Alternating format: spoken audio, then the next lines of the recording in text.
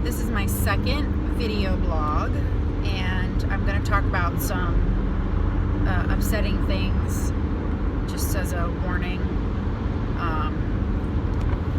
I'll just jump right in. Last night, as I was falling asleep, I was thinking about different ways that I could end my life, and so that's a key.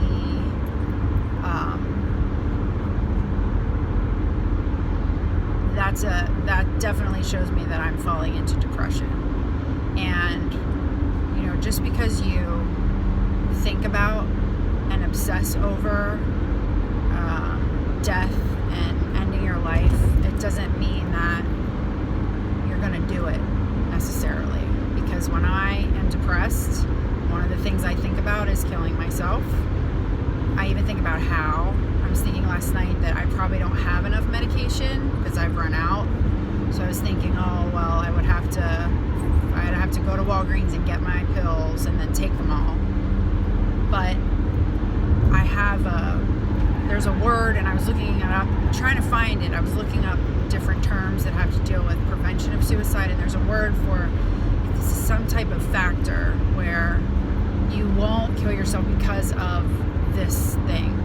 I don't know what the word is. If anybody does, maybe comment. But it's twofold. It's my daughter. I will not kill myself because I cannot do that to my daughter. I think about Kate Spade. She killed herself, and she had an 11-year-old, and so did Anthony Bourdain.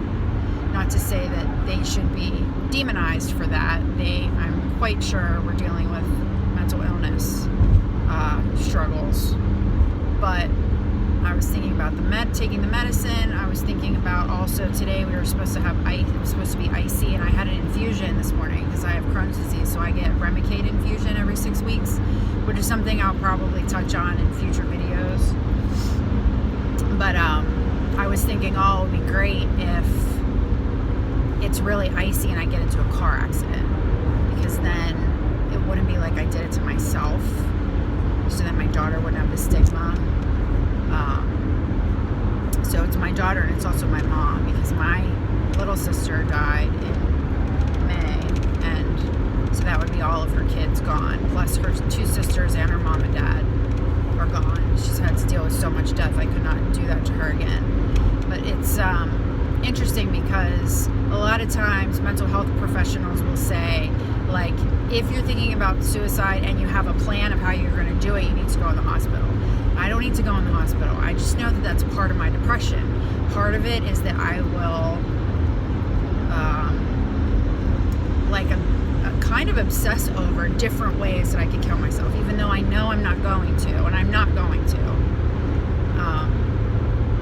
It's just a sign that I'm in the depression. But it's also interesting because for the first time last night, I was able to kind of shift and think about things that I was excited about life for.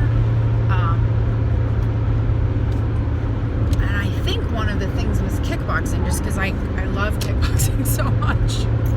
So I think that was it, or maybe it was me thinking about taking my daily walks that I've started to do since I've started working with my brother-in-law on the primal diet. It also has to do with like a lot of movement. So taking walks in nature, being in nature. Like yesterday, I took my morning walk, and I walked by a lake, and the lake is half frozen and half not, and there was some type of animal that was like coming through the ice, and I was watching it, and so I started thinking about that, and then it made me like excited about life.